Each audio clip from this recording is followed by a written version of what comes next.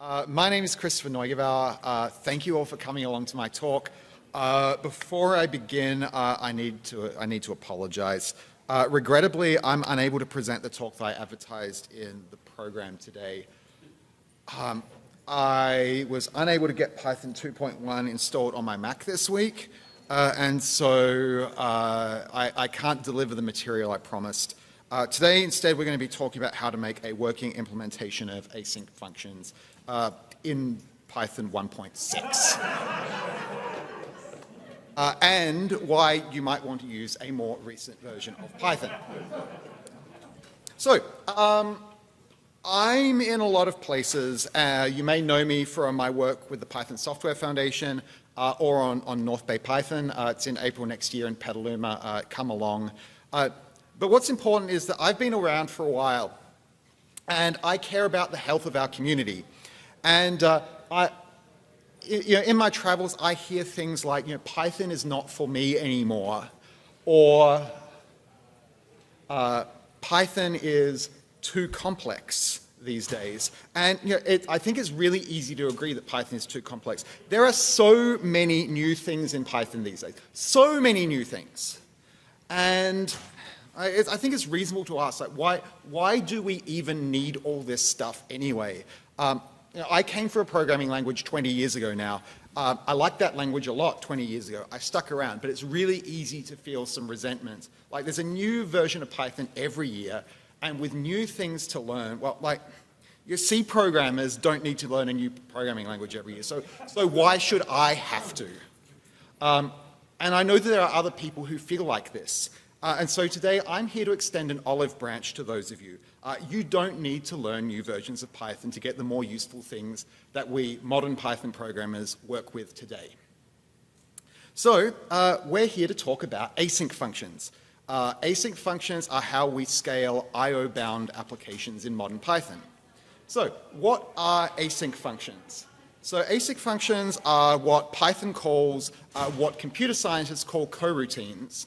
And coroutines are units of code that can have their state suspended, so you can stop execution, hand off execution to another context, and resume execution later.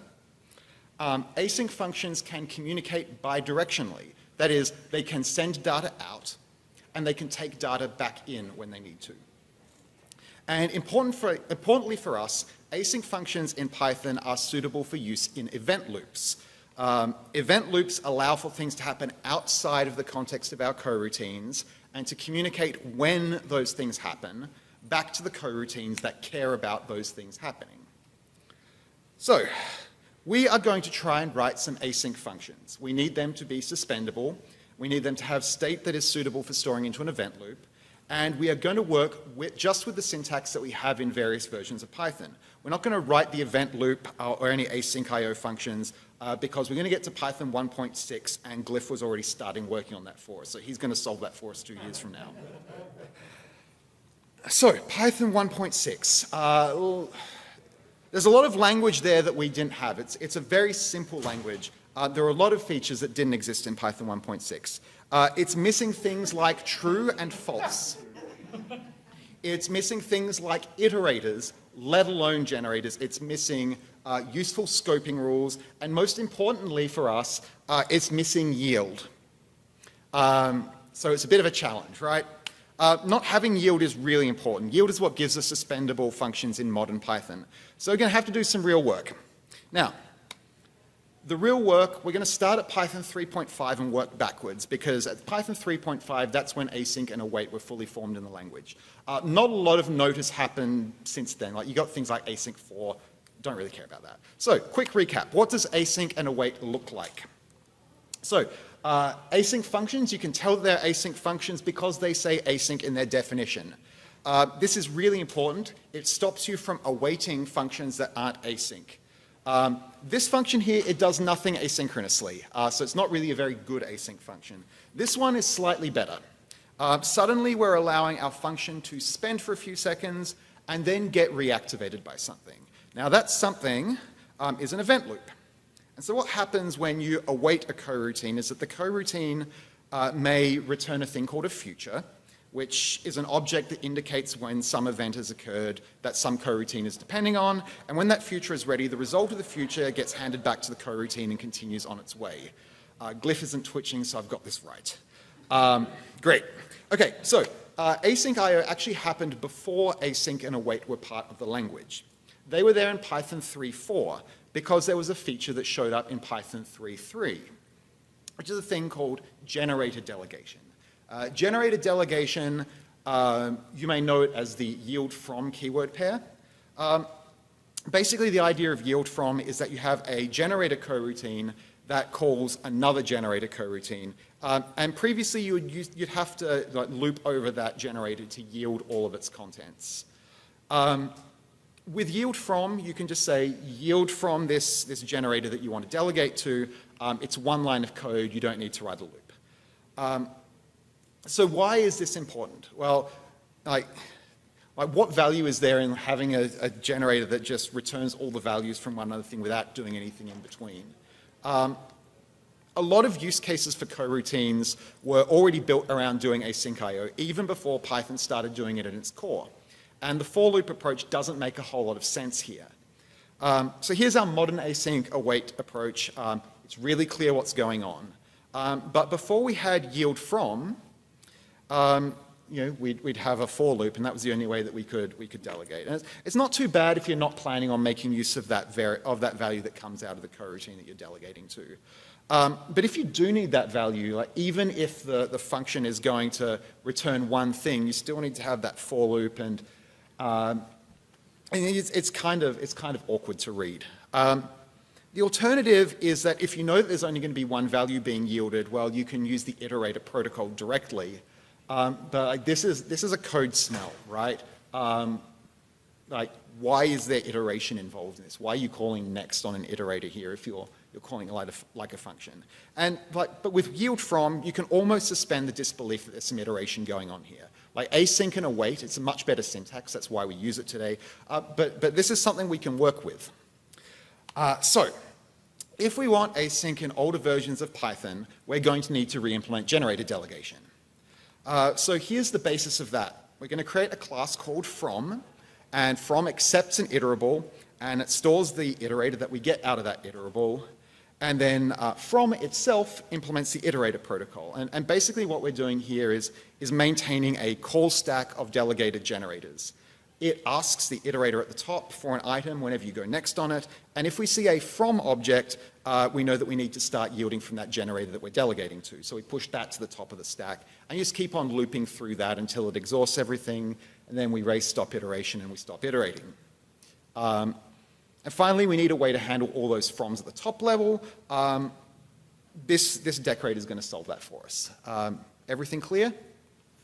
Here's a yield from generator. It works in Python 3.3. Here's the same setup. It works in Pythons that are as old as Python 2.2.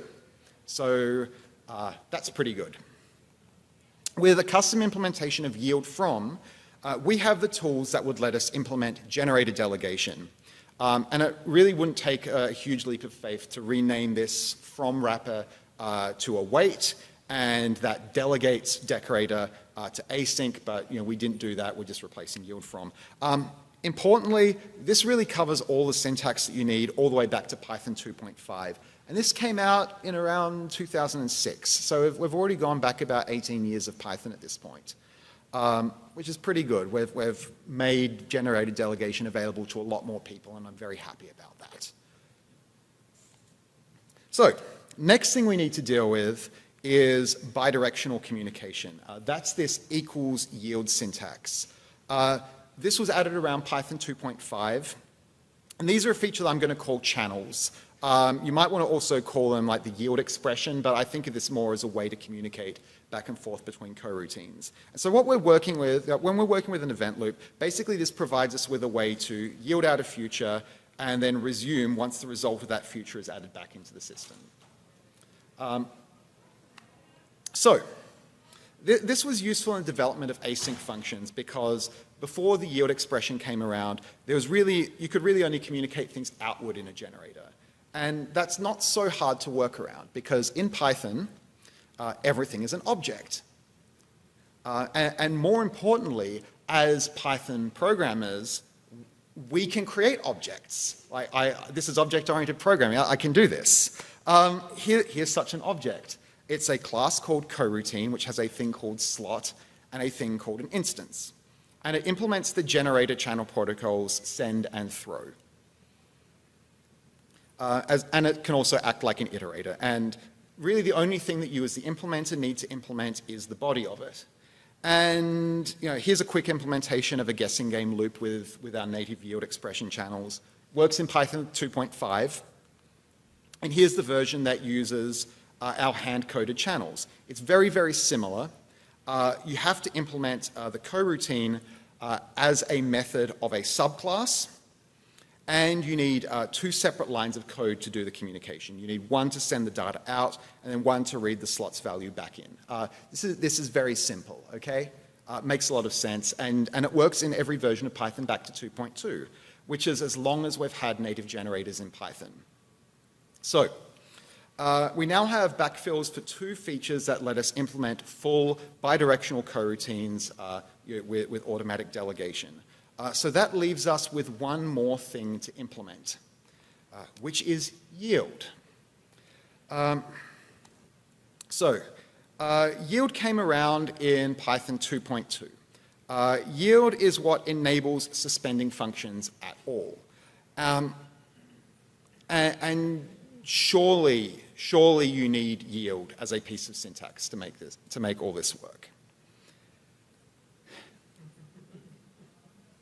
So, a thing you need to know about Python is that it is a bytecode interpreted language. And Python has been a bytecode interpreted language for a very long time. So here's a short function. This is a really, really easy to read function. This is Python. This is compatible with every version of Python I'm aware of. Doesn't really execute all that much. The one good thing about this for us as a piece of code that we can understand is that it's short. And yeah, it uses so little Python that it will work in Python version 1.6. I have Python 1.6 on my Mac.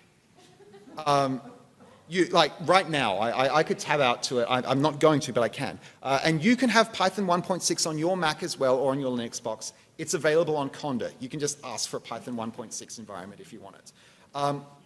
And a thing that Python has had for a very long time is the disassembler module, dis. So dis is useful because it can show you the bytecode that a Python function gets compiled to. So let's see what our disassembled Python function looks like. You can see there's a bunch of opcodes. Here are the names of them rather than numbers. And it's got the offsets of them within the block of code. And you can see in the far right column exactly which bit of code corresponds to each of the operators. And so here's our function. And you can see quite easily, this block here, it corresponds to the if clause. You can see the double equal sign there. You can see the numbers that we're talking about. So that's cool. You can see how an if statement works in some Python bytecode. But there's some other cool things in here that we might be able to make use of. So I noticed that there's this thing here called jump forward. And that takes a number. And that tells us how many instructions in the bytecode to jump forward by. And handily in Python 1.6, there's this set line number function, opcode. And this set line number opcode, it's useful because it gives you the traceback that tells you what line of code you're on. But also, it tells us exactly which block of bytecode corresponds to which line of our source file. So if we wanted to suspend a function, if we knew exactly which line of code we were suspending at, we'd know exactly where into the bytecode to jump forward to and resume at the following line of code. Okay? And that's where this sys.setTrace thing comes in. Who here's used sys.setTrace before? Hey, everyone in the front. Good. So this... It's not good. But it exists, and that's what's useful here. This is a function in CPython. It lets you trace the execution of code.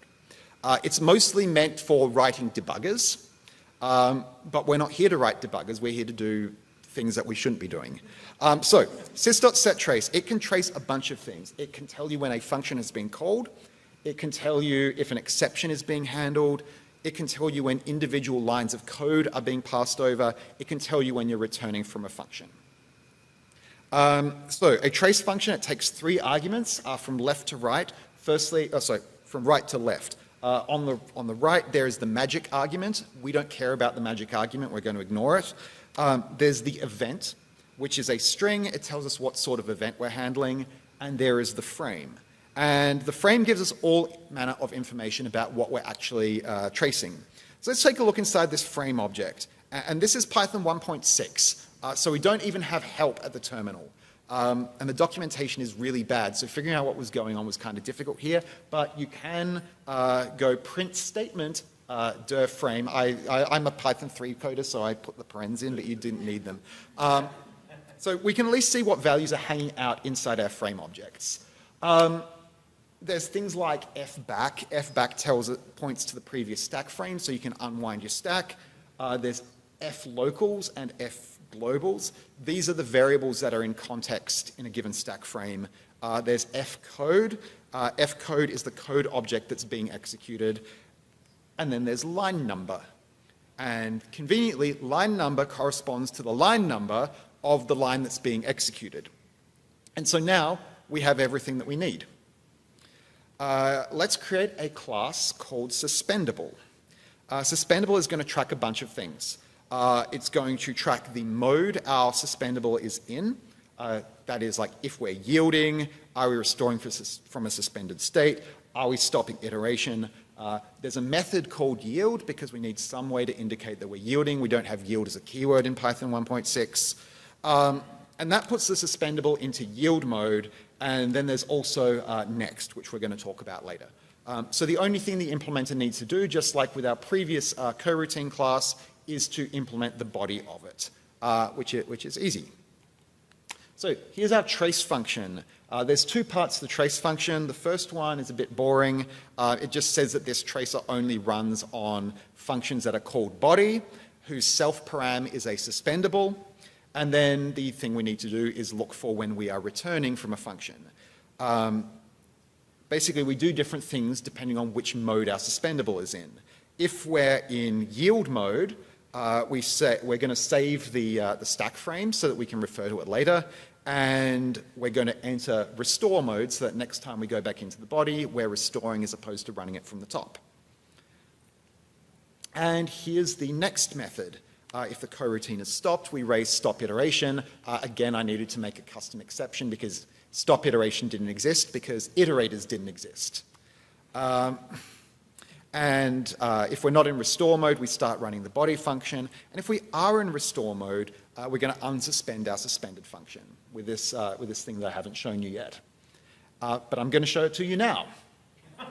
Here is our unsuspending code. Our unsuspending code is actually really, really, really short. It's less than 15 lines of Python. Most of this works in Python 3, except for a few small details like set line number not existing. So here's the code that looks for the bytecode instruction that corresponds to the line of code after the one that we're suspending. So you can see that we're looking for that set line number opcode.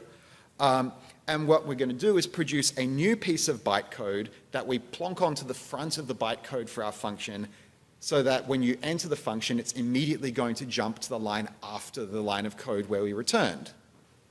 It turns out there's no way to actually construct a code object in Python 1.6 except by using the Marshall API. If you don't know what Marshall is, good. But basically, we're making a new code object with our patched bytecode. And then here's the code that replaced the code object for our body method. And so we're going to run that updated code. And then we're going to put the original bytecode back so that nobody knew that we patched it. Is this all clear? Does this all make sense to everyone? Okay, thank you. So here's what a coroutine looks like. At this point, you'll notice that I haven't made local variables work. So you have to put all of your values on the self object at the moment. I don't think that adding local variables would be a particularly hard lift. sys.setTrace gives you the stack frame. Your stack frames do contain the local variables, and actually restoring that is not particularly difficult. But also, that previous slide, I was able to fit the entire thing on one slide, and that's kind of cool, so I just didn't do the local variables thing. But that's fine. Like, you can understand what's going on here. It's not particularly complicated.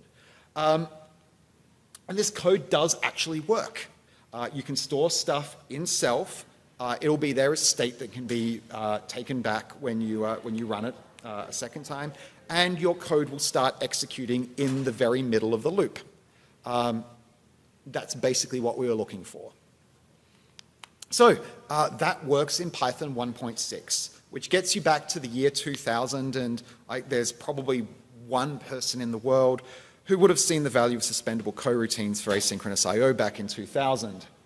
So I think we're doing okay. Yeah, sorry. He's in this room right now.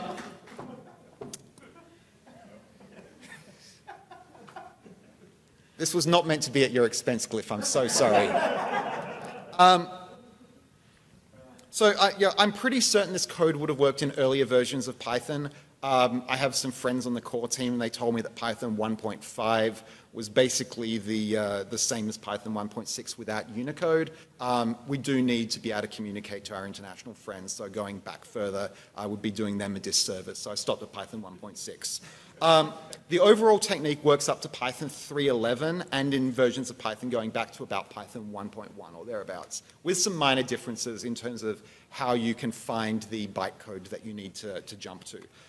So that's it. It's clear that there's no reason why we need all that extra language that's been developed over the last 25 years. Thank you. Okay. But that's not true. Like, I use Python 3.12 in my day job. You use Python 3 probably. I hope you don't still use 2.7. But like, the language had everything we needed back before I even started writing Python. But Python as a language grows incrementally. Like, Python 1.6 was a very small leap from Python 1.5. All it really did was add Unicode strings. Like, Python 2.0 was a small leap from Python 1.6. It just added the new object model. Python 2.2's generators were a small leap that made it easier to iterate over your own data structures. They weren't written to make async I/O easy. Like, coroutines were actually a really weird thing back in 2003. Like, I was reading Knuth in my spare time back then because I'm a really boring person, and I was a boring person back then. But he was really trying to push coroutines, like since the 1970s, as something that would be really useful if a language would go and implement it. But in most languages, they were just a more complicated idea than using threads, and people would use threads despite all the trade-offs about using threads. Like, people did not care about coroutines. Generators came around to make iteration an easier thing to do. Like, this is an iterator before in Python 2.1 and earlier. Like, you had to pretend that you were a list. So you have to implement get item in index and raise index error if you're going for something that was beyond the scope of your iterator. That doesn't make a whole lot of sense. So Python 2.2, it introduced iterators, but writing iterators by hand was complicated. And so we got generators at literally the same time as we got the iterator protocol. Like, generators made writing iterators very easy, and once we got iterators, Python started using iterators everywhere. You could argue that Django's streaming ORM, for example, would never have happened without being able to iterate easily over a query set. Without the iterator protocol, you don't get Django. And then by Python 2.5, we're thinking about error handling, and the try finally construct existed. But people saw the limitations of try finally, and Python started investigating context managers. Context managers, like iterators, have a protocol that you can use manually, and you could implement it inside a class. But like iterators, the protocol is really, really, really difficult to wrap your head around. And this was something where state suspending features of a generator could have been really handy, but you needed to be able to send an exception back into your context manager. And so this was a great use for actual bidirectional communicating coroutines. And so the yield expression got added to Python within 3 days of context managers and the with statement being added. So at this point of Python 2.5, async with coroutines was reasonable at this point. Glyph tells me he was doing this at this point. He's nodding for the people in the audience. And this is really where the 10-year journey towards async and await as a syntax construct became an inevitability. Twister was playing around with it. It took a really long time before core Python took it seriously as a thing to pursue. And the last 2 steps are where we got to today, like yield from, which I spoke about earlier. It made it clear that delegating to other generators was something that you might actually want to do. And the first version of async IO was written entirely around yield from, but it was still hard to understand because why are you yielding from iterators when you're trying to do IO? Async and await made it easy to read code and understand how async functions interacted with each other. And in particular, it stops you from awaiting a non-async function. So the syntax guides you in how to use async. Which is to say, it wasn't really until Python 3.5 that it was really obvious how to use coroutines for tools other than iteration, even if you could theoretically have written them back in the earliest versions of Python.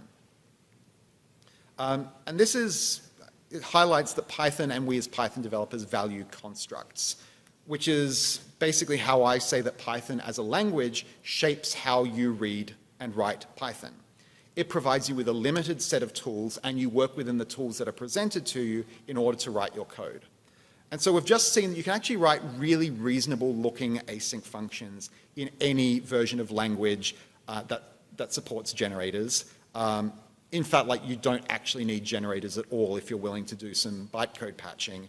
But I don't routinely patch bytecode when I'm writing Python. I'm sure that you don't routinely patch bytecode when you're writing Python. Sorry, I have the wrong audience for these notes. But like, most of us, we don't do this because it's weird. Like, good production standard Python doesn't value doing weird things. In Python, did you get that, Philip? Yes. There'll be a brief pause while Philip gets a picture. Great. Okay, so in Python, we believe that syntax conveys intent. You can use a particular piece of Python, the language, as well as doing the thing that you want, it will convey to other people that you intend to do the thing that you're doing. And one result of this is that new features of Python are rarely groundbreaking.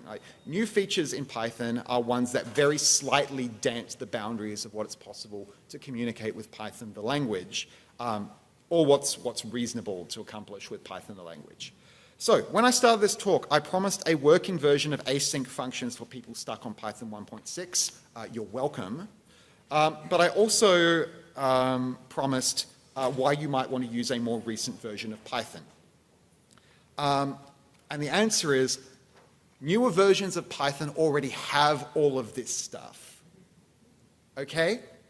And if you use newer versions of Python to do all of this stuff, people might actually understand what you're doing.